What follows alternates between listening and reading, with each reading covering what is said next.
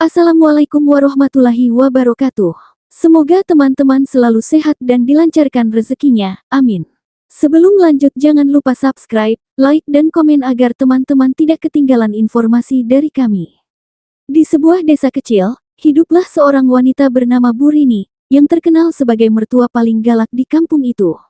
Ia tinggal bersama menantunya, Alia, istri dari anak semata wayangnya, Dani. Sejak hari pertama Alia menikah dengan Dani, hidupnya berubah drastis. Bu Rini memperlakukannya seperti pembantu. Setiap hari, Alia harus bangun sebelum subuh untuk memasak, mencuci, dan membersihkan rumah.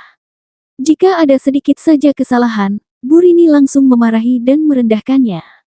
"Dasar perempuan malas, kamu nggak pantas jadi istri anak saya," bentak Bu Rini suatu pagi ketika nasi yang dimasak Alia sedikit lembek. Alia hanya bisa menunduk dan menahan air mata. Ia tak pernah melawan, karena ia tahu Dani sangat mencintai ibunya dan tidak ingin membuat masalah semakin besar. Namun, Dani juga bukan lelaki yang tidak peduli. Ia selalu menghibur Alia dan meminta ibunya untuk lebih bersabar. "Ibu, Alia sudah berusaha sebaik mungkin.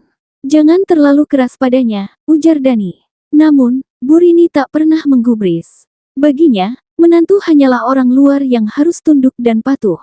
Suatu hari, Dani mendapat tugas dari kantor untuk bekerja di luar kota selama 1 bulan. Ini berarti Alia harus tinggal berdua dengan Bu Rini. Sejak kepergian Dani, perlakuan Bu Rini semakin kejam. Ia tidak hanya memarahi Alia, tetapi juga mulai menyuruhnya melakukan pekerjaan yang tidak masuk akal, seperti membersihkan genteng saat hujan atau mencuci pakaian dengan tangan meskipun sudah ada mesin cuci. Puncaknya, suatu malam Alia sedang demam tinggi, tetapi Bu Rini tetap menyuruhnya memasak. Ketika Alia terlambat sedikit, Bu Rini menyiramnya dengan air dingin. "Kamu itu pura-pura sakit, dasar pemalas," bentaknya. Alia hanya bisa menangis dalam hati, bertanya-tanya mengapa ia harus mengalami perlakuan seburuk ini. Pada suatu malam Jumat, Bu Rini tertidur setelah seharian memarahi Alia. Namun, ia tiba-tiba terbangun oleh suara aneh di kamarnya. Seperti ada orang yang berbisik di telinganya.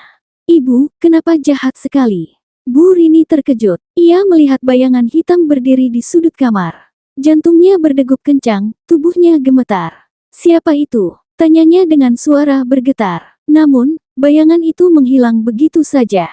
Sejak malam itu, Bu Rini mulai mengalami kejadian aneh. Ia sering merasa ada yang mengikuti, mendengar suara tangisan di tengah malam, bahkan melihat sosok hitam berdiri di depan kamar Alia. Setiap kali ia mencoba memarahi Alia, lidahnya keluh dan suaranya seperti tertahan di tenggorokan. Suatu hari, saat sedang memasak di dapur, Bu Rini tiba-tiba merasa tangannya panas seperti terbakar. Padahal ia tidak menyentuh api sama sekali. Ia menjerit kesakitan, tetapi saat Alia datang, tangannya kembali normal seperti biasa. Beberapa hari kemudian, kaki Bu Rini mulai membengkak. Ia tak bisa berjalan dengan baik dan merasa tubuhnya semakin lemah. Tetangga mulai membicarakan keadaannya. "Itu mungkin balasan karena suka memperlakukan menantu dengan buruk," bisik seorang warga. Bu Rini yang biasanya galak kini hanya bisa terdiam. Ia mulai merasa takut bahwa semua kejadian ini adalah hukuman atas perlakuannya terhadap Alia. Pada suatu malam, ia kembali terbangun oleh suara tangisan. Kali ini, ia melihat bayangan hitam semakin dekat, dan wajahnya mirip dengan Alia. "Kenapa ibu begitu jahat padaku?" Bu Rini berteriak ketakutan, tubuhnya gemetar hebat. Ia mencoba berdoa, tetapi lidahnya terasa keluh. Setelah kejadian itu, kesehatan Bu Rini semakin memburuk. Ia akhirnya meminta Alia untuk memanggil Dani agar pulang. Ketika Dani tiba, ia sangat terkejut melihat keadaan ibunya yang lemah dan ketakutan. "Ibu, kenapa jadi seperti ini?" tanyanya cemas. Dengan suara lirih, Bu Rini menangis dan meminta maaf kepada Alia. "Alia, maafkan ibu sudah terlalu jahat padamu," katanya dengan air mata mengalir. Alia yang berhati lembut pun memaafkan. Ia tetap merawat Bu Rini dengan tulus, meskipun telah banyak disakiti.